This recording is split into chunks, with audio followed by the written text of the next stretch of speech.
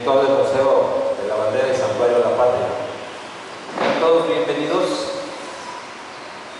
Estamos en el Auditorio Vicente Guerrero, un auditorio bonito así como el Trigarante y todos los espacios de este museo. Nos encontramos en este auditorio donde se han realizado muchos eventos educativos, artísticos y culturales. Y en esta ocasión me da mucho gusto presentar al maestro Guillermo de la Cruz Isa, además cronista de la ciudad, para que pida un fuerte aplauso. Sean todos bienvenidos. Nos acompaña el maestro Salvador Reyes Camacho, un compañero, amigo, que fuimos compañeros en el tren. Me da mucho gusto que estés con nosotros, mi estimado maestro. Él es el director de educación de este municipio de Iguala de la Montañesa. Sean todos bienvenidos a reconocer el trabajo del maestro Guillermo de la Cruz Isa, un excelente historiador que en verdad a mí me da mucho gusto, porque yo lo conocí desde muchos años allí en el barrio de San Juan, convivimos mucho tiempo, y ahora me da mucho gusto presentarlo, que viene con un tema interesante, el 19 de julio de 1824, bicentenario luctuoso de Iturbide. Entonces, maestro Guillermo de la Cruz, te dejo la palabra. Gracias a Héctor y a Chava, compañeros también egresados del Centro Iguala, y para mí es un honor que los primeros eventos que tiene Héctor como director de este museo pues me permita ser parte de ellos, y los quiero invitar para que pasen aquí al frente para que observen bien la conferencia, y ya en el segundo momento me acompañen, por favor, para que no estén volteando a cada rato. Y antes de iniciar quiero agradecer a dos grandes amigos, a Luis Castro y a Oscar Molina, que van a estar transmitiendo a través de Facebook en sus páginas, y a todos a cada uno de ustedes, grandes amigos que me acompañan siempre que tengo este tipo de viajes por la historia. Y a lo mejor vieron que vengo de negro, pero no es por lo de Iturbide, ¿no? Mi hermano Virgilio falleció hace poco, él también era asiduo a estos eventos, no faltaba a mis conferencias, así que también esta conferencia la dedico a mi hermano Virgilio, que ya no está en esta vida terrenal, pero donde quiera que esté Virgilio, esto va para ti. Pues bien, hoy son 200 años de ese trágico suceso, de que forma parte de las páginas negras de nuestro país, que lamentablemente sus dos consumadores, primero fue Iturbide, luego Vicente Guerrero, fueron fusilados por órdenes del Congreso Nacional. El mismo Congreso que los puso, ese mismo Congreso los condenó. Entonces, no es posible que dos consumadores de la independencia, de la consumación, hayan sido terminados de manera trágica, de manera violenta, por los enemigos políticos y militares de su tiempo. Y en esta plática de hoy vamos a comentar cómo sucedió este hecho, porque tuvo sus características, y lamentablemente en nuestro país a veces nos manejamos más por mitos y leyendas que por los sucesos de manera directa u objetiva. Así que vamos a iniciar primero con un breve repaso de quién fue Iturbide. Él nace un 27 de septiembre de 1783, ahí tenemos el acta de bautizo. Nace en Valladolid, hoy Morelia, capital actual del estado de Michoacán, y tenía tres nombres: Agustín, Cosme, Damián. Ahí está su acta de bautizo, que era lo más común de la época, todavía no había registro civil, así que todo era a través de la Iglesia Católica. Muy joven, a los 14 años, ingresa a las milicias realistas. Recordemos que en ese tiempo era la educación elemental, parecido un poco a la primaria, y después ya podían acceder. Y en ese tiempo los hombres, las mujeres no, los hombres tenían tres posibilidades de formarse. Una de ellas era la milicia, otra era ser clérigo, ser sacerdote, o la última ser abogado. Eran las tres opciones que había para los jóvenes, y las mujeres pues les tocaba seguir en casa, ya sea solteras o casadas, o dedicarse a las labores religiosas en un convento. Así era en ese tiempo en la Nueva España.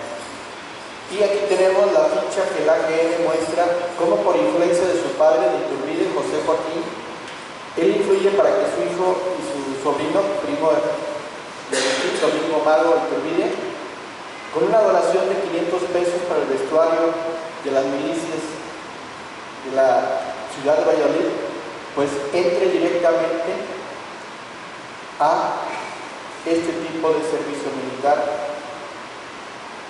14 años era algo común, y lo que distinguió desde un comienzo a Iturbide fue su forma de montar. Muy buen jinete, y con el tiempo se ganó el apodo o el mote de el dragón de hierro. Era muy diestro, era muy hábil para la montura en ese tipo de bestias o caballos que había en su tiempo. Posteriormente, a los 21 años, se casa con Ana María Huarte, otra paisana de él, de la misma ciudad de Valladolid, de una familia muy importante. Su señor suegro pues era de los grandes funcionarios de esa época. Él se casa teniendo 21 años y ella 19. Esto fue en febrero de 1805. Las firmas posteriores, él todavía firmaba con el apellido materno, Aramburu, ¿sí? Y con el tiempo nada más Agustín de Iturbide. Y en el caso de Ana María, como lo marca la ley católica, tenía que poner el apellido dependiente del esposo, Ana María Huarte de Iturbide. Es un dato anecdótico que quise comentar con ustedes. Ahora sí viene el aspecto curricular de la milicia donde estuvo Iturbide. Vemos que en la parte superior empieza en octubre del 97, para 1806 ya es teniente, o sea, su señor padre con sus influencias ya empezaba a obtener ascensos, pero comienza la guerra en 1810, Hidalgo lo invita a participar, él se niega y decide ser realista, continuar en las filas donde se inició en su tiempo. Ya en el campo de batalla, para noviembre de 1810, es ubicado en el batallón de Tula, allá en Hidalgo, y de ahí empieza a conocer ya el sur. Lo nombran en la división de Taxco como segundo comandante en junio de 1811, y por estar en Taxco, si ustedes han ido a esta colonial ciudad, una calle que sube a la parroquia de Santa Prisca, ahí dice cuartel de Iturbide, porque ahí tuvo su cuartel cuando él estuvo en 1811, y de ahí vino a Iguala. Fue su primera visita, 4 de junio de 1811 a Iguala. Vino a defender a Iguala del asedio de los insurgentes, pero le pasó un hecho que lo marcó de por vida. Se enfermó de disentería y estuvo a punto de morir, y por tal motivo tuvo que ser sacado, decía literalmente la carta, en hombros de indios para llevarse a México, porque si se quedaba aquí con el calor insoportable de este mes de junio que tenemos en Iguala, podía haber muerto. Eso lo marcó de por vida, que a él le afectaba el clima tropical, el clima cálido y sobre todo el de Iguala. Y ahí empezó su ascenso desde 1813 hasta 1815. Fue de los pocos criollos son los nacidos en Nueva España de padres españoles, pero que lamentablemente en la milicia su último cargo podían ser coroneles, ya no podían ascender a otro cargo, pero él, por su destreza, por su desarrollo que tuvo en la milicia, si vemos en la parte inferior, llegó a ser comandante general del Ejército del Norte, y antes fue comandante de Guanajuato y también del Bajío. Pues él tuvo mucha influencia, tuvo mucho poder, pero lamentablemente, así como ascendió, pues se ganó la envidia, se ganó la antipatía, y hubo un sacerdote de León, Guanajuato, que lo acusó de estar cobrando impuestos de guerra, y por tal motivo, en 1816, es sacado del campo de batalla y mandado a la banca. Él se viene a la Ciudad de México a residir y se encarga de sembrar en la hacienda de Chalco, la hacienda de la compañía, llamada la compañía porque era propiedad de la compañía de los jesuitas, que habían sido expulsados años antes por los novohispanos. Así que en 1816 él se va a la banca, ya no sigue su ascenso vertiginoso por envidias y por calumnias. Pero desde que residió en octubre del 20 en la Ciudad de México, un dato vino a cambiar su vida pacífica, su vida de hacendado, su vida de agricultor, porque llega el virrey Juan Luis de Apodaca y para 1820, el 9 de noviembre, lo invita a regresar de nuevo a las milicias realistas y lo invita para que participe a pacificar el sur. Ahí tenemos el oficio que le envía a él. Remarco con ese tono donde le indica que tiene que venirse aquí al sur y rumbo de Acapulco para venir a suplir a José Gabriel de Armijo, un personaje de San Luis Potosí que estuvo aquí desde el 16 hasta el 20, que hasta por cierto su primera esposa Carmen Miranda se la trajo desde allá de San Luis aquí al sur. Ella fallece en el sur y es enterrada en Tixla en el año de 1819 y de nuevo se casa Armijo en 1820 con una paisana de Tepecuacuilco, porque ahí tenía su residencia Armijos. Entonces Armijo aduce que tenía problemas de salud, problemas ya de cansancio, por edad, y por lo tanto renuncia a la capitanía del sur y rumbo de Acapulco, pero en sí renuncia porque se había casado nuevamente con una de las más ricas de la región, hija de Manuel Sañudo, Petra Sañudo, y con esto venía ya su primer hijo programado para inicios de 1821. Pues él estaba enamorado, estaba contento, estaba, como decimos aquí, guerrero culeco, porque ya venía otro vástago más. Entonces él aduce que está enfermo y se quiere retirar. El virrey le toma la palabra y manda a Iturbide. Iturbide acepta, a pesar reconociendo que Iguala y el sur, por su clima, es contradictoria su salud. Para esto se le instruye a Iturbide que venga a Teloloapan, porque ahí estaba el cuartel militar de Armijo, sobre todo enfocado a cuidar la Tierra Caliente, que era el último reducto insurgente que tenía Vicente Guerrero. Y en este caso, toda la capitanía del sur y rumbo de Acapulco, para que tenga una idea tan grande que era en su tiempo, abarcaba desde la villa de Cuernavaca hasta Telpan y Petatlán, avanzando en su centro y costados, Tasco, Zacualpan, Chilapa, Tixla, Acapulco, y de ahí parte hacia Huetamo y Tetela del Río. En estos dos últimos, que son tierra caliente, abarca a Juchitlán, Coyuca o el Coyuca de Catalán, Coahualotitlán, Tlalchapa y Barrabás. Ese cerro de Barrabás está allá en Cirándaro. Todo eso abarcaba la comandancia del sur y rumbo de Acapulco y su cuartel principal, que instaló primero Armijo y lo tomó después Iturbide, era Teloloapan. Ya estando en Teloloapan, empezó a enviar cartas a Guerrero y se dio cuenta que si no pactaba con Guerrero no podía consumar un plan. Y ese plan que hizo en esta ciudad, aquí tenemos esta imagen, una litografía de la época, que dice que en 1821 ocupó esta casa Agustín de Iturbide. Esta casa es donde ahora está el monumento a la bandera, por eso está ahí el monumento, y si ven al fondo está un cerro. Ese cerro es el del Tehuelue. Nunca se imaginó Iturbide que años después iba a estar un asta monumental en recuerdo a esa bandera trigarante que nació aquí en Iguala y que él fue el que dio su creación.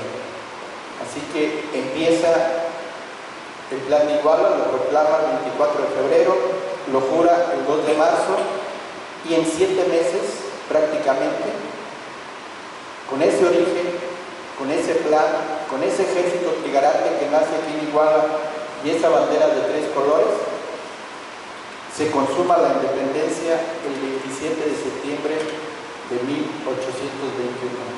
¿Se acuerdan cuando nació Iturbide? ¿Qué día fue? El 27 de septiembre. O sea, él ganó doble, ganó la consumación y festejó su cumpleaños. A veces somos seres humanos y nos cae el ego, y eso es normal, ¿no? Recuerdan a Vicente Fox. Fox nació el 4 de julio y quiso que ese día fuera el día de la democracia. ¿Por qué? Porque ese día ganó la presidencia, un 4 de julio, y ese día también se casó con Marta Sagún. Así que él quiso modificar también para decir que era el día de la democracia. Y luego también modificó el escudo nacional, lo puso a la mitad.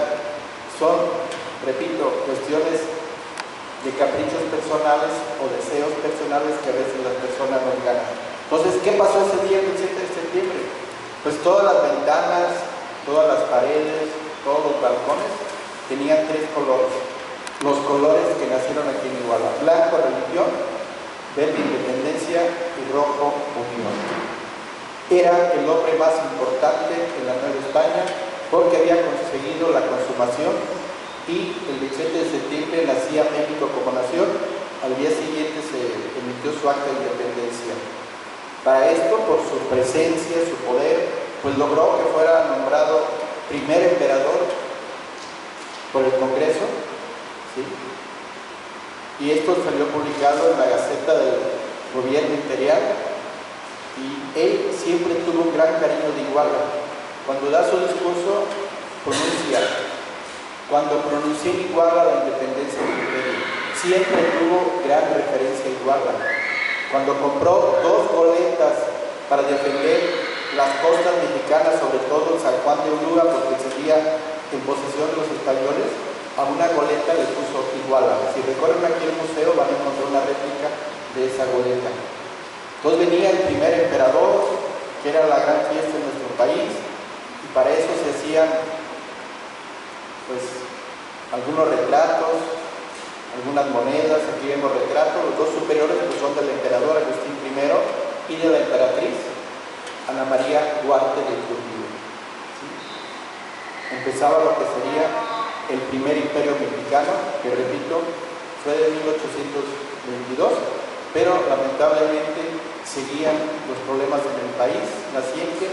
No había dinero, producto de que veníamos de una guerra de 11 años, no había otra cosa que mantener a los militares. ¿Sí? Los militares no querían pues trabajar, querían seguir siendo mantenidos por el gobierno, y eso obligó, sobre todo por el Congreso, que el Congreso también se dedicó a grillar, pero no a trabajar, porque Iturbide siempre les pidió elaborar una constitución para nuestro país naciente, porque la constitución que nos rigió primero como imperio fue la de Cádiz, que venía de España, pero él quería una constitución emanada del pueblo mexicano a través del Congreso. Y el Congreso nunca lo hizo. Él disuelve el Congreso, y eso le costó que el Congreso lo declarara fuera de la ley y le quitara el trono. Para esto, el 11 de mayo de 1823 es desterrado a Europa. Y es ahí cuando empieza ya la parte importante que yo tomo de un expediente de la Sedena, donde se maneja en el expediente 304, donde el general Felipe de la Garza empieza a relatar la ejecución de Iturbide y las personas que lo acompañaban en el año de 1824. Y ahí tomo los documentos de primera mano, documentos originales, pero también cuando cite un documento con letras de imprenta, quiere decir que son libros de la época de la primera o segunda mitad del siglo XIX. Esta carta que voy a presentar aquí, él la hace a bordo del bergantín Spring, cuando venía ya en julio de 1824 partiendo de Europa hacia México. ¿Sí? Ya está cerca de tierras mexicanas, porque los viajes eran largos, a veces duraban 3 meses. Y ahí dice 2 cosas importantes: que el plan de Iguala logró lo que nunca se había conseguido, la independencia, la consumación, pero que problemas derivados después, la falta de hacienda, la unión entre militares y el Congreso que no hacía su trabajo, es lo que habían pedido. Y él venía a proponer un segundo plan para que la situación se calmara, porque México estaba en riesgo, porque España no reconocía la independencia y quería reconquistarnos. Esa fue la idea de Iturbide, regresar de Europa a nuestro país. Y esta carta se la dirige al soberano Congreso Constituyente de la Nación Mexicana. Ya la segunda carta, cuando llega a Soto la Marina, es apresado por José de la Garza. Este personaje, José de la Garza, es muy importante porque él fue realista primero en la Guerra de Independencia, después se adhiere en Iguala y es originario de Soto la Marina, un pueblo ahí en Tamaulipas que antes se llamaba Nuevo Santander, y él era originario de ahí y se convirtió como el cacique militar, ¿sí? Y vamos a ver cuál fue la relación de Iturbide con este personaje. Pues, en esta carta que envía nos da a entender Iturbide lo que le pasaba. Yo veía perecer a mi patria por la división interior, o sea, seguíamos desunidos, y lo que él había logrado en la guerra de independencia con el color rojo, la unión, y que fue el ejemplo con Guerrero Iturbide a través de la Bazucatepa. Continúo leyendo. Y a manos del gobierno español, enemigo irreconciliable. ¿Por qué irreconciliable? Porque no reconocía la independencia de México. El país primero que la reconoció fue Estados Unidos, pero España, la madre patria, que muchos así le llamaban, no reconocía la independencia. Y al llegar a suelo mexicano, le dieron la noticia que le iban a aplicar la pena de muerte, que él desconocía, porque dice que él salió, esa condena salió en abril, pero él salió de Londres el 4 de mayo y el día 11 de un puerto cercano, y que hasta ahí el único puerto que tocó fue Soto la Marina. Me van a ejecutar en pena y sin oírme, ¿sí? Y lo que es más, sin darle el tiempo necesario para disponerme como cristiano. Dice en la carta final: veo a mis 6 hijos en un país extranjero. Cuando él se vino de Europa, allí dejó a los 6, primero que tuvo con Ana María Guarte, y trajo a 2 en el barco Spring, uno de 4 años y el otro de 17 meses. Y su señora esposa venía embarazada todavía del 9º hijo. Ese matrimonio tuvieron 9 hijos, 6 que quedan en Europa, 2 que traen en embarcación porque son pequeños, tienen que estar con la madre, y la madre venía embarazada. ¿Por qué habla de esta condena del Congreso? Porque es el documento original que se publicó en ese tiempo, donde dice que el Supremo Gobierno, nombrado por el Soberano Congreso de México, hace saber lo siguiente. Artículo 1. Se declara traidor y fuera de la ley Agustín de Iturbide siempre que bajo cualquier título se presente en algún punto de nuestro territorio. En este caso queda por el mismo hecho declarado enemigo público del Estado. Un documento dirigido a una sola persona. Ahí se ve todo el miedo o toda la intención que tenía. Es mejor que esté allá lejos, pero para evitar que regrese, vamos a hacer, que esto se hizo en abril, y él cuando viene desconoce este documento. ¿Y quiénes elaboran el documento? Pues ahí vemos a los que estaban encargados del poder ejecutivo, que era un triunvirato: Nicolás Bravo, presidente; Miguel Domínguez, ¿te suena el apellido Domínguez? Es el esposo de la corregidora, Miguel Domínguez, allá en Querétaro; y Pablo de la Llaga, un veracruzano. Y lo emite el 28 de abril de 1824. Una condena personal, una condena directa.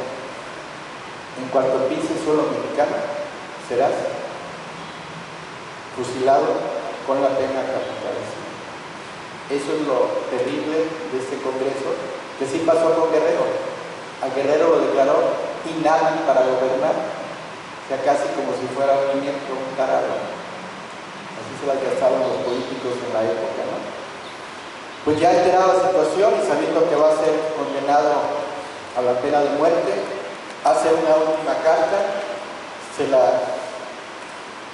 le menciona al general Garza que no puede dudar de la justicia de sus posiciones, que él vino de buena fe, sin un hombre, o sea, sin ejército, sin un fusil, ni la menor señal de fidelidad de mi parte, en la República y con los amigos que tenía.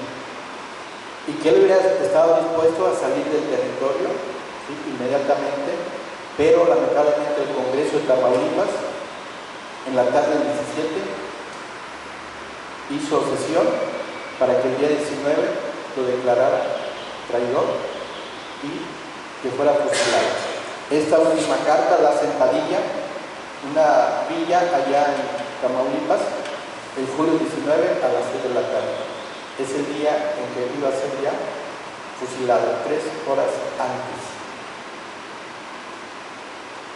¿Qué pasó ese día? Según la narración de un testigo, dice: el sacerdote lo comenzó a exhortar y respondía con la mayor entereza. Le estaba dando casi los santos óleos, derramando su espíritu en expresiones de contrición, amor y confianza en Dios. Esto lo hace Iturbide.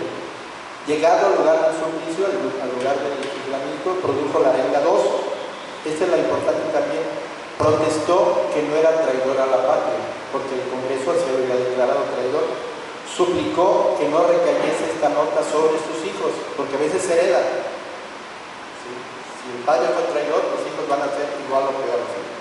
Perdonó en voz alta a sus enemigos, entregó a su confesor, al capellán que le tomó la última confesión, su reloj y el rosario que traía en el cuello para que se lo remitiera a su hijo, el mayor.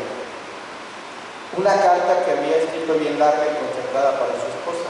Esa fue una carta más íntima, en donde ella le daba instrucciones y previsiones sobre lo que tenía que hacer, sobre todo con sus propiedades. También a los soldados les repartió 8 onzas de oro que traía en los bolsillos, se hincó de rodillas, rezó un credo y un acto de contrición. Con eso se despidió de este mundo, porque el derrotor le disparó a la cabeza y al corazón. Así termina la vida ese 19 de julio, hace 200 años, a las 6 de la tarde. Y la imagen que conocemos es que está de pie ante el pelotón, pero a veces los artistas, con tal de magnificar a una persona, porque sí, morir de rodillas pues es un acto a veces humillante, ¿no? Aquí lo ponen de pie, con interés, etc. Pero lo que pasó fue según lo que relata un testigo. Entonces, esta es la imagen que tenemos de ese fusilamiento. Y un documento que está allá en Estados Unidos lleva su sangre. Y según los testigos, este documento lo traía fajado en la cintura cuando fue ejecutado. Y entre esos documentos iba un plan de Iguala. Solamente tenemos de existencia de manera manuscrita, porque hay muchos impresos que se hicieron en Puebla, del plan de Iguala. El que está remarcado tiene Plan de Independencia de la América Septentrional, es el nombre correcto del plan de Iguala, es el que tiene título. Y el otro plan que está del lado contrario no tiene título. El que no tiene título se ve todavía las manchas de la sangre de Iguala. Y ese, repito, está allá en Washington, y el otro está aquí en México, en el Centro de Estudios de Historia de México de Carlos Slim. El de México era dirigido a Virrey y el otro era dirigido a Martínez de Monteagudo. Vamos ahora con lo que sucedió días después a consecuencia de su fusilamiento. Son cartas que envía Jesús de la Garza. ¿Sí? Ahí dice lo que pasó el día 19, justifica e informa la ejecución. Que desde la Marina, Soto la Marina, que era el puerto. ¿Por qué llegó a Soto la Marina y Iturbide? ¿Por qué no llegó a Veracruz, que era el puerto más importante en el Golfo? Acuérdense que el primero que emprendió un plan contra Iturbide, el plan de Jalapa, fue Santana. Y Santana era el jefe militar de Veracruz. Entonces por eso quiso irse a otro puerto más seguro, donde no hubiera enemigos. Pero le salió peor, ¿no? Lo agarró Jesús de la Garza y lo mandó a fusilar con apoyo del Congreso de Tamaulipas. Entonces cuenta ahí que aprendió a Iturbide, que le aplicó la ley del 28 de abril, ¿sí?, obligado por el Congreso del Estado, y a las 8 llegó a esta villa, a las 6 de la tarde entregó la declaración de Iturbide para que a las 6 de la tarde fuera fusilado este personaje, Agustín Iturbide. Y aquí vemos que es la fecha del fusilamiento, 19 de julio del 24, desde Padilla, lo firman con su rúbrica de la Garza. ¿Sí? Vamos con otro documento. Se tenía que hacer un acta del cadáver, así como lo hacen ahora los del forense, ¿no? Tenían que dar fe, porque a lo mejor no le querían la de la Garza, ¿no? A lo mejor nomás que mandarse a ejecutar, que dio una lana, se regresó a Europa y no pasó nada. Entonces, la primera acta la hizo el sacerdote que le tomó la última declaración con carácter religioso. Él certifica que conoció por la mañana a Iturbide, que fue fusilado y que al día siguiente, al día 20, va a ser enterrado en un lugar de la ciudad. Pero no bastaba una sola acta, tenía que hacerse otra. Y ahí participa el Cabildo de Padilla, Tamaulipas. Aquí la vemos, donde en esta villa, San Antonio de Padilla, porque todos los lugares tenían su santo. Aquí un tiempo fuimos San Francisco de Iguala, más que muchas poblaciones no quedó, en otras sí quedó. Acuérdense de las poblaciones de las Balsas, ahí sí quedó la palabra del santo y después el nombre de la comunidad. Ahí dice que el 19 del mes de julio del 24 fue fusilado a los Iturbide y lo firman el síndico, el presidente, los regidores, etc. Dos actas, una religiosa por parte del clérigo y otra civil por parte del ayuntamiento, para dar fe. Y así con eso de la Garza, pues comprobaba que lo que le habían ordenado el Congreso lo había hecho eficientemente. Ya cuando se dieron cuenta en México del error que habían hecho con Iturbide, porque pensaban que venía con ejército, que venía a regresar al trono, y etcétera, piden un informe a de la Garza, quienes lo acompañaban. Esa era toda la comitiva que venía en el famoso Spring. La señora viuda, Ana María Guardia, dos niños pequeños, los hijos, Salvador y Felipe. Me da curiosidad que le ponen la D, no, a pesar de que son niños, pero como son de realeza, le dan el título de don. Dos criados y dos criadas, todavía hasta definen el sexo, ¿no? En lugar de poner cuatro, no, dos hombres y dos mujeres que son criadas para ayudar a la mujer. Viene un polaco, Carlos Beneski, ¿sí?, que fue el único que bajó con el finado. Bajaron de la embarcación, Iturbide y Beneski, y son apresados por de la Garza. Hay un soto en la marina, y según dice de la Garza que lo conoció Iturbide por su forma de montar, porque repito, él era un gran jinete. Vino un italiano, Macario Morantini, probablemente era propietario de la embarcación, un inglés, Armstrong, él venía como impresor, porque entre las cosas que traía Iturbide venía una imprenta. ¿Por qué una imprenta? Porque el plan que traía para de nuevo lograr la unión y combatir España, pues lo iba a imprimir y a difundir. Y dos capellanes que venían, dos sacerdotes, y esto lo informa 5 días después de la ejecución, porque pensaban que venía con un ejército poderoso, y no, esta era la gente que acompañaba a Iturbide, y no era una amenaza para el Estado mexicano.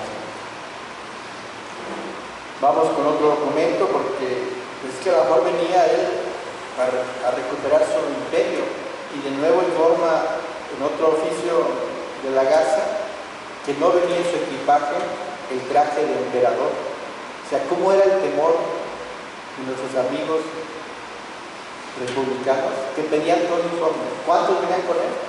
No pasaban de 15, y puros civiles, entre ellos dos niños, ¿no?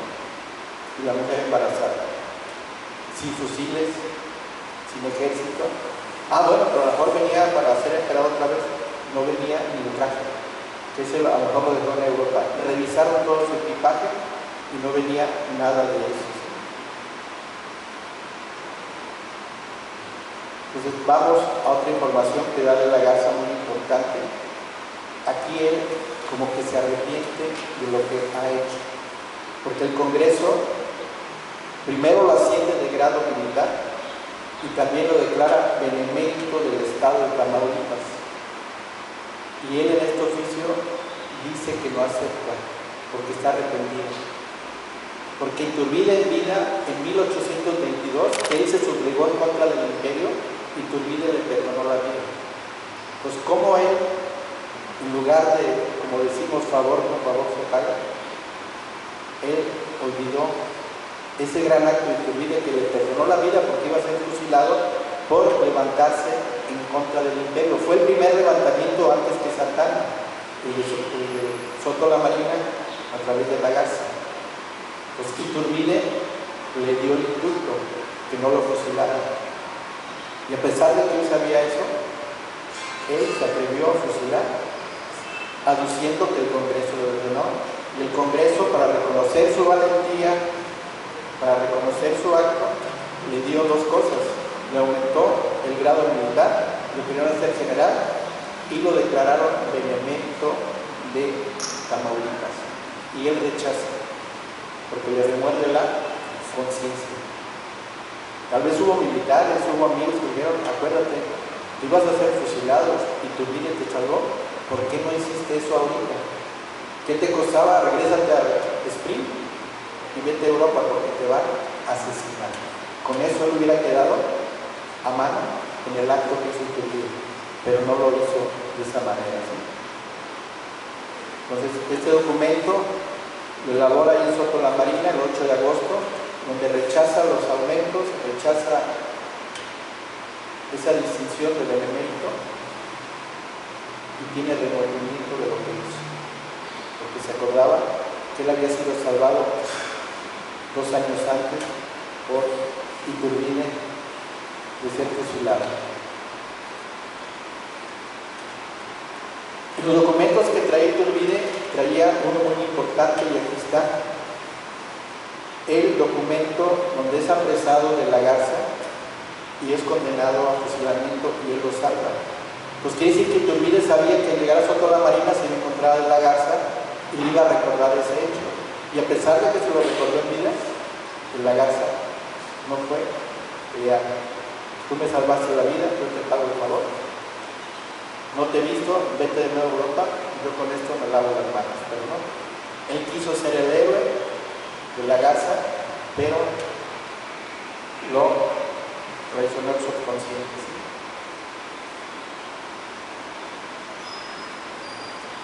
Quizá documentos sobre prisiones y acusaciones contra el general Felipe de la Garza en el año de 822. Es lo que traía en su expediente, en sus maletas Iturbide, para recordarle el favor que le hizo de la Garza, y por eso llegó a Soto la Marina. Él traía todo eso Iturbide, venía bien planeado, bien organizado, pero de la Garza traicionó esa palabra. ¿Sí? ¿Qué sucedió después? Perdieron pasaporte a todos los que venían con él a Estados Unidos. Su señora esposa se fue a Estados Unidos, allá tuvo al último hijo, ¿sí? Y ese documento de pasaporte se lo dio Lucas Alamán, y lo vemos en agosto del 24, y es por eso que en Washington, en la Universidad Católica que vemos ahí, está un archivo importante que son los papeles de Iturbide, los Iturbide Papers, que son documentos muy importantes. ¿Quién los llevó? Pues su esposa, la viuda, Ana María Huarte. ¿Y por qué católica? Acuérdense que en Estados Unidos eran protestantes, la mayoría, pero ellos como católicos buscaron la protección de alguien igual a ellos, la Universidad Católica. Y por eso, hace años, ¿se acuerdan? Vino aquí a este auditorio un sábado al mediodía, Alberto Alejandro Lara, ¿se acuerdan? Los que fueron aquí. Él vive en Washington, él investigó los papeles de Iturbide. Ahí está lo que les decía, el segundo plan de Iguala, ensangrentado. Y aquí está la foto del recuerdo. Fue un gran lleno, vinieron más de 100 personas esa vez por conocer el plan de Iguala que estaba en Washington. Uno tenemos aquí y otro lo tenemos allá. Con ayuda de amigos conseguimos que Alberto viniera en avión para dar a conocer ese importante trabajo. ¿Qué sucedió después con los restos de Iturbide? ¿Sí? Porque no se quedaron ahí en Padilla para siempre. Pues primero que un 6 de agosto del 38 estaba Anastasio Bustamante, un realista, un iturbidista de corazón, expide un decreto para que sean exhumados los restos de Iturbide. Ese mismo mes, el 22, en Padilla, se viene a hacer la exhumación en el lugar donde fue el teatro horrendo del sacrificio, así lo decían en su tiempo, y se hizo un inventario formal de sus restos. Esto está en este libro que se fue dedicado a José Ramón Malo, que vivía junto con Iturbide, ¿sabes?, en el sprint. Y ahí dice: en el centro del cementerio, cerca de la puerta de la iglesia, encontramos el humilde sepulcro del héroe de Iguala. Iturbide así se llamó mucho tiempo en el siglo XIX, en la segunda mitad, héroe de Iguala. Y aquí fuimos Iguala de Iturbide de 1835 a 1898, 53 años fuimos Iguala de Iturbide, y a partir del 98 ya somos Iguala de la Independencia. Entonces encuentran el lugar exacto al lado de la puerta de la iglesia y empiezan primero a hacer un acto de fe, se hincan de rodillas, a decir unas plegarias, ¿sí? Y hay otro dato importante. Encuentran primero otro cadáver, no encuentran primero el de Iturbide. Arriba está uno y abajo está Iturbide. Y ese cadáver es del general Manuel Benítez Miterán, antiguo militar independentista de la gente de Morelos. Cuando Morelos viene huyendo de Tierra Caliente y lo metieron aquí en Temalac, municipio de Atenango, cuando nace la leyenda de Matías Carranco, que fue que lo capturó, él iba a Tehuacán, Puebla, y que nos esperaba era Manuel Miterán. Manuel Miterán se entera que nomás llega al Congreso corriendo bajo el cuidado de Bravo, porque fue apresado a Morelos, y disuelve el Congreso que se nombró aquí en Chilpancingo. O sea, él también fue un poquito oportunista, Manuel Miterán. ¿Y por qué murió? Esto pasó el 22 de agosto del 38, estaban buscando los restos.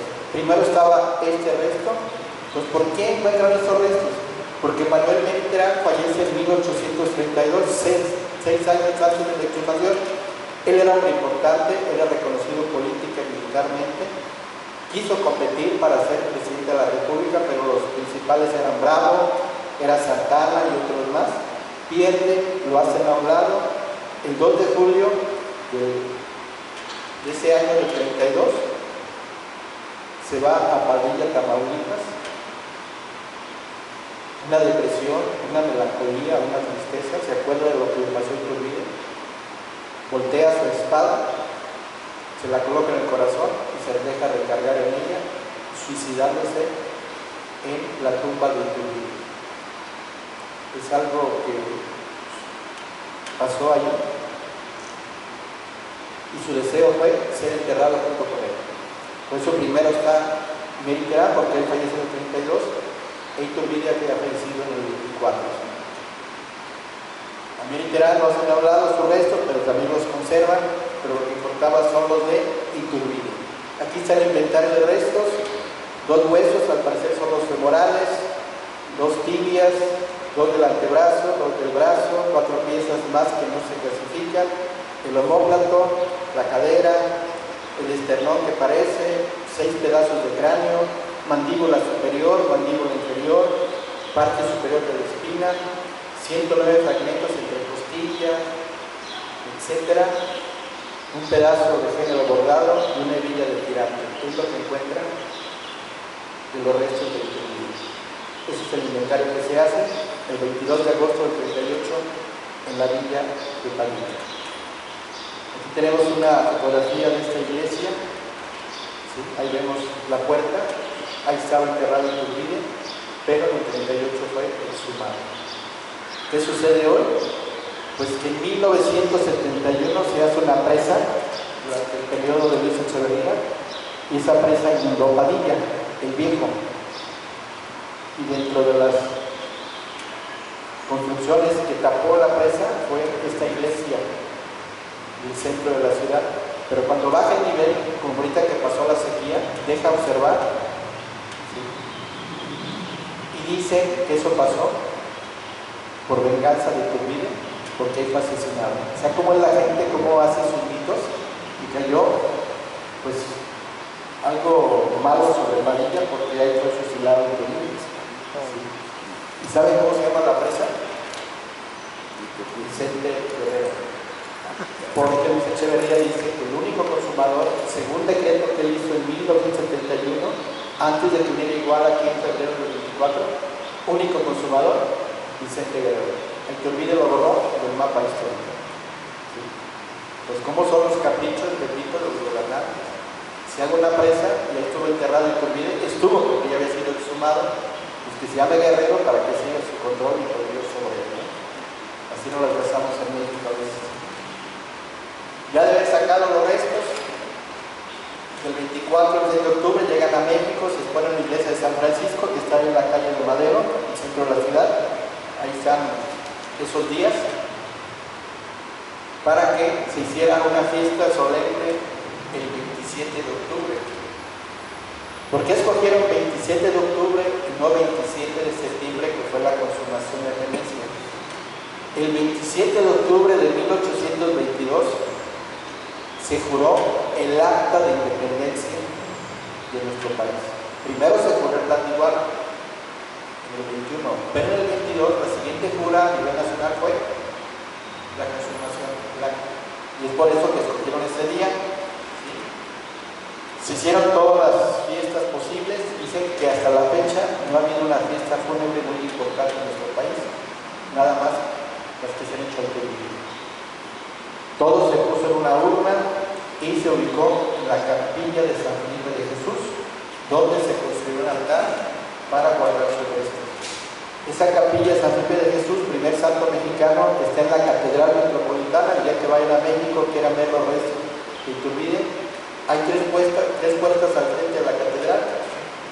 Entren en la última del lado izquierdo, al fondo son puras capillas de santos. La última capilla al fondo es San Felipe de Jesús, ahí van a estar los restos y tiene una leyenda donde están los restos. Agustín de Iturbide, autor de la independencia mexicana. Compatriota, llóralo, pasajero, admíralo. Este monumento guarda las cenizas de un héroe. Su alma descansa en el seno de Dios. Pero el hecho de Manuel Terán no fue el único. Hubo otro también muy asombroso que pasó. Y esto fue el 10 de febrero de 1853. Fallece Anastasio Bustamante. Había sido presidente de México. Él ordenó la exhumación, llevar los restos a la catedral. Era iturbidista de corazón. Y su último deseo, que su corazón, el de Bustamante, fuera extirpado y colocado en la urna de Iturbide. Y eso fue complacido en su último deseo. Y ahí dice, en su esquela, el general don Anastasio Bustamante, por extraordinario ser recibido sin noticia de su muerte, será sentido por todos los mexicanos que respetaban bien a uno de los pocos ilustres veteranos de nuestra independencia que nos quedaban. Valiente, patriota y esforzado, consagró servicios a la causa nacional. Si después cometió errores como gobernantes, la opinión siempre recordó sus antiguos méritos y conoció que sus errores no eran suyos. Parece que el general dispone de un testamento que se le saque el corazón y se deposite con las cenizas del Iturbide. El soldado de 1821 pensó en su última hora en el héroe de Iguala. Y sí, se cumplió su deseo, su testamento. Le extirpan el corazón y son llevados a esta urna. Repito, si van a México a la catedral, la van a ver ahí, en la capilla de San Felipe de Jesús. ¿Y qué banderas vemos? La actual y la trigarante. Pero hay un error histórico. Esa bandera trigarante no es la original. Es una bandera que se inventó después. Todos conocemos esta bandera trigarante, que hasta muchos presidentes municipales la regalan a los visitantes distinguidos. Pequeñas banderitas, ¿no? Pero la original es esta.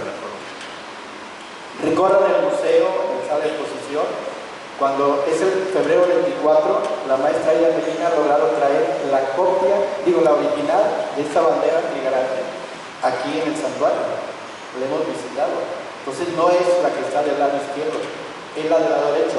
¿Y cómo lo comprobamos? Porque hizo un documento Iturbide donde dice cómo debía ser el uniforme y la bandera trigarante, y ahí lo dice. La asta será guarnecida con terciopelo rojo, tachuelas amarillas y 3 corbatas sueltas. Son las que rematan arriba en el asta. Colores rojo, verde y blanco.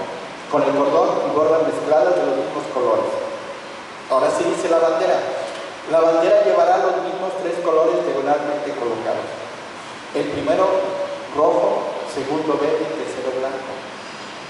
¿Por qué primero el rojo? Porque el primero fue la unión, lo más importante, y logró la consumación. En el segundo color se bordará la corona imperial, realzada con seda color oro y con las palabras religión, independencia y unión. En cada diagonal se colocará una estrella de color opuesto. En la roja será estrella blanca, en la verde roja y en la blanca verde. Las dos vistas de la bandera serán iguales y las estrellas serán del mismo sobrepuesto. Esta es la bandera auténtica que nace en Iguala y que ordenó Iturbide traerla circular a todos los trigarantes de la Nueva España con la guerra. Entonces, la otra que conocemos, ¿sí? También tenemos una aquí en el santuario que regaló el Congreso de Guanajuato en 2010 por el Bicentenario con Calderón. No es la correcta, ¿sí? La correcta es con corona, porque era el primer imperio mexicano. Y a pesar de que vinieron en septiembre de 2021, bueno, en agosto vinieron compañeros de la Sedena, historiadores, aquí igual a preguntar, y que yo los atendí, les expliqué toda la historia, que un soldado mexicano, un oficial, inventó la historia de la bandera hechiza en 1950, pues a pesar de eso, ellos pisaron en la ceremonia del 27 de septiembre, el bicentenario, en la Plaza de la Constitución, la bandera trigarante que no es la correcta. Entonces, tanto en la iglesia, en la catedral, como en la que se utilizó, o la que a veces tenemos aquí igual, no es la correcta. La correcta es con corona. Muchas gracias.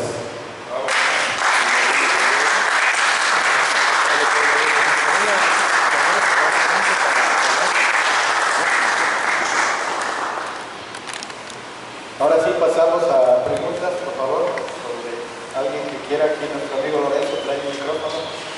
A ver, Lorenzo, alguien que levante la mano, quiera. A ver, aquí, de este lado, nuestro amigo Cuenca.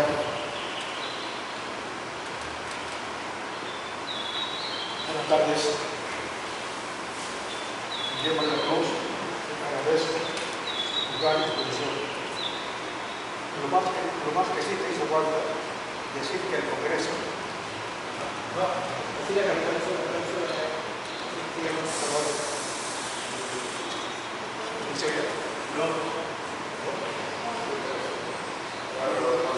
Ya. Bueno. O sea que sí, lo que sí te faltó decir que el Congreso había asignado una pensión a Agustín de Iturbide. Pero por falta de recursos, nada más se lo dieron. Y lo otro, yo reconozco, y yo creo que todo el mundo sabe, que el gran consumador de la independencia es Agustín de Iturbide. Por muchas razones, por más que Luis Echeverría, por un decreto, nombró a Vicente Guerrero el consumador de la mentira viva. Yo te pido de favor, amigo Guillermo de la Cruz, que también está una persona que crió a nuestro país, que se llama Hernán Cortés. También se le puede llamar leyenda negra, que yo libero lo que tú dijiste, que es una leyenda negra, ¿no? Agustín de Iturbide, gracias a él, tenemos el médico que está atendido. Y yo sí te pido de favor, a ver si es posible. Yo sé que tú tienes bastante conocimiento y vas a tener la buena intención de hacer un proyecto de una conferencia sobre Hernán Cortés. Por tu atención, gracias. Sí, gracias, Cuenca. Sí, hay muchos detalles que olvide. Una mala atención, la coronación fue una fiesta fastuosa que se gastaron miles de pesos y la hacienda estaba en quiebra, ¿no? Y también que el gobierno imperial apoyaba con dinero a los ejércitos de Bravo, de Guerrero, etc. Y que fueron los primeros que se sublevaron, no por el dinero, sino por el poder. Si ustedes analizan, de la mayoría de los comandantes y garantes que estuvieron bajo las órdenes de Iturbide, muchos de ellos después fueron presidentes. Suena muy ilógico. Bustamante, Santana, Bravo, Guerrero, Victoria, todos ellos fueron inmigrantes. Pero después buscaron la república porque el error de Iturbide fue declararse emperador y que la corona era hereditaria en familia. Pues iban a ser los puros Iturbide. Entonces, ¿qué dicen los enemigos? Ante tu paz, esa corona. Y mejor que sea república. Y copiamos el modelo de Estados Unidos, presidente por 4 años, con presidente y vicepresidente. Síganme. Claro que sí, buenas tardes. Me da mucho gusto ver que tuviste un buen auditorio. Te felicito por la plática, nos cambias totalmente el panorama que normalmente nos han enseñado los libros de texto. Y ojalá llevaras esta plática al Congreso del Estado y al Congreso de la Unión, porque te aseguro que la mayoría no sabe esta historia. Y por eso están permitiendo los libros de texto equivocados. Y pues, aplaudirte por tu trabajo, felicitarte y despedirme porque tengo que ir a ver un paciente. Ojalá y nos hagas el favor de invitar a la gente al mitote de Huehue, que es precisamente para ayudar a los artesanos y campesinos del estado de Huehue. Gracias. Sí, Gabriel, antes de que te retires, efectivamente, Gabriel está trabajando de manera personal y con grupos culturales de Iguala un gran evento, el mitote de Huehue. Está programado para fines de septiembre. Esperamos que cuando se enteren ya de esta cercanía, de esta fiesta, se trata de ser más o menos como la fiesta del fandango, pero ese es de Guerrero.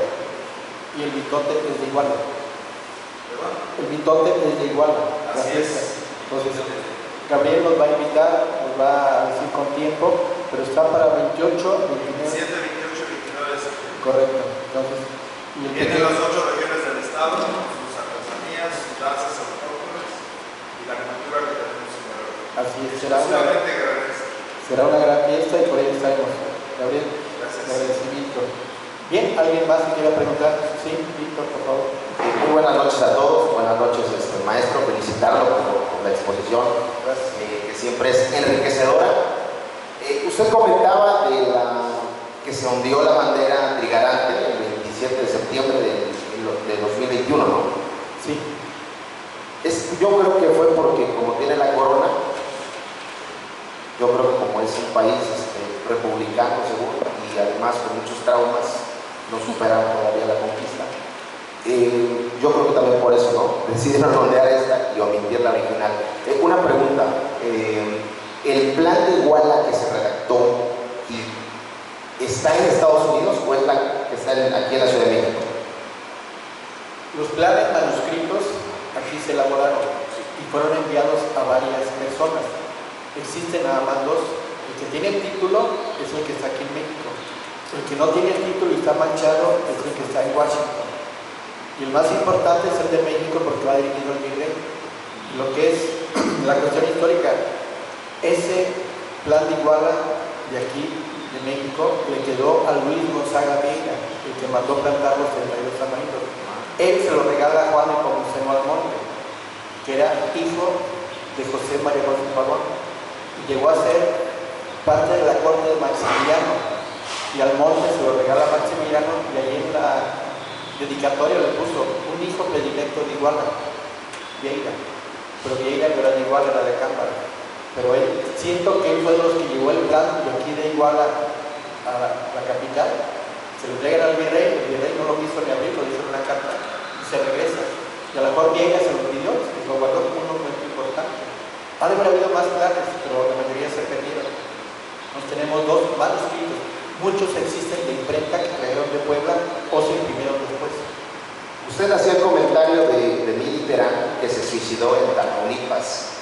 Es algo curioso porque años después otro Mili Terán se suicidó, creo que era gobernador de Veracruz. Cuando Porfirio Díaz llega al poder, él ejecutó a unos sublevados guerristas, ¿no? Y también se suicidó. Yo creo que eran familiares. Probablemente, y es el mismo final, se suicidaron los 2. Ya nada más para finalizar mi comentario, perdón si me extendí, pues ojalá algún día alguna de las administraciones municipales le haga justicia a Iturbide y se pueda volver a nombrar al municipio de Iguala de Iturbide. Sería un reconocimiento al consumador de la independencia, ¿no? Que como luego le comento a varios, es que México nació como país aquí pero muy pocos lo saben y eso es muy triste. Bueno, gracias por el tiempo. Disculpe si me extendí. No, no hay problema. Gracias, Víctor. Efectivamente, igual le debe mucho a Iturbide, porque si Iturbide hace este plan en Tepecuacuilco, en Tasco, en Teloloapan, en Cocula, pues el mérito fuera para esas poblaciones. Pero le gustó Iguala por su ubicación geográfica, estratégica. Mucho tiempo fuimos en la puerta de entrada de Guerrero. Pues en aquel tiempo en Nueva España teníamos cerca Puebla, Tierra Caliente, Acapulco, la capital, la metrópoli, la Ciudad de México. Pues eso le gustó a Iturbide. ¿Y por qué salirse del cuartel y venirse a Iguala? Porque el cuartel, que llegó un soldado borracho, que ya se pelearon aquellos, que no llegó la comida, que los caballos, etc., ¿no? Entonces vino a Iguala, en una casa tranquila en el centro, empezó a trabajar ese plan que nos dio la consumación. Y por eso Iguala le debe mucho a Iturbide y México también le debe mucho a Iturbide, porque gracias a él, claro, con el apoyo de más personas, no solo él, pero él fue el autor de ese plan, que logró la consumación de nuestro país y ahí nació México como nación libre e independiente. ¿Alguien más? Sí. Buenas noches. Mi nombre es Manuel Ramírez. El compañero Guillermo tiene años que nos identificamos como grandes amigos. He seguido de cerca los estudios que él ha realizado, un gran esfuerzo, mucha dedicación, hasta el dinerito, porque se gasta sus domingos en ir a investigar en la Ciudad de México. Hace rato el doctor Gabriel tocó el dedo de llaga. Yo siento que todas estas vivencias y conocimientos deberían de plasmarse y centrarse en un congreso. En un congreso local y nacional donde emanen leyes que obliguen a altos funcionarios a tener los conocimientos básicos de la historia real de México. Apenas visité el presidente municipal de Iztapaluca, Estado de México, y le obsequió una banderita pequeña, por un lado la bandera trigarante y por otro lado la bandera nacional. No me dijo nada, se quedó anonadado sin saber de qué le estaba yo hablando. Eso quería decir que desconoce completamente la historia de México, la historia de nuestra bandera. Entonces pica piedra por ahí mismo también en el Congreso para que posiblemente se llegue a promover como ley donde en cada establecimiento público se exhiba la bandera trigarante y la bandera nacional. Gracias. Sí, Manuel, gracias. Tengo un proyecto ya en puerta que empiezo el próximo mes de agosto. Tengo ya elaborada, impresa, una guía didáctica para enseñanza de la historia de Iguala. Va a ser aquí en el municipio con maestros de sexto año de educación primaria. Aquí está Oscar, que va a ser un piloto para mí. Está el maestro Pedro de la UPN, que también va a ser un apoyo con sus alumnos, porque queremos que de los niños empiece a hablarse la historia, buscar el gusto, la motivación, el interés, porque muchos no nos gusta la historia porque nuestro maestro nos enseñó de manera aburrida, de manera tediosa, vivos y muertos, fechas, etc. Pero queremos buscarle el lado amable y con hechos históricos que pasaron en Iguala. Pues ya está la guía. Yo se la voy a obsequiar a cada maestro de sexto grado de educación primaria de Iguala y llevar ese seguimiento todo el año escolar próximo y si nos funciona, buscar lo que sea después para quinto y cuarto grado. Porque en nuestros niños está la semilla para que la historia de Iguala siga presente en nosotros. Ok. Sí. Buenas noches, maestro. Bueno, pues nada más me surgió la duda y yo creo que es el dios de la historia aquí de Iguala. ¿Qué más le puedo decir? Pero me surgió la duda nada más, ¿por qué entonces esta bandera, de dónde salió o de dónde surgió o por qué le pusieron la estrella en lugar de la corona? Sí, algo comentó Víctor, la corona causa escozor. ¿Qué es la corona? ¿El imperialismo? Es imperio, es nobleza, es emperador, etc. Y la república, pues es todo lo contrario. Entonces, al quitar yo la corona, borro un poquito ese pasaje del primer imperio. Todos conocemos el segundo imperio mexicano, de Maximiliano, que triunfó Juárez, etc. Pero el primer imperio casi nadie habla. Y si éramos un imperio, teníamos 5 millones de kilómetros cuadrados de imperio. La mitad de Estados Unidos era nuestra. Todo Centroamérica se unió al plan de Iguala sin un solo balazo. Si se hubiera logrado consumar aquí, fuéramos más grandes que Estados Unidos y el sueño de Bolívar con la Gran Colombia. Pero la misión es lo que nos afectó. Y gran parte de Estados Unidos lo que afectó esa máxima: divide y vencerás. Nos dividieron y seguimos hasta la actualidad. Difícil chairos, generales conservadores, etc. En tal igual nos dio esa enseñanza: solo unidos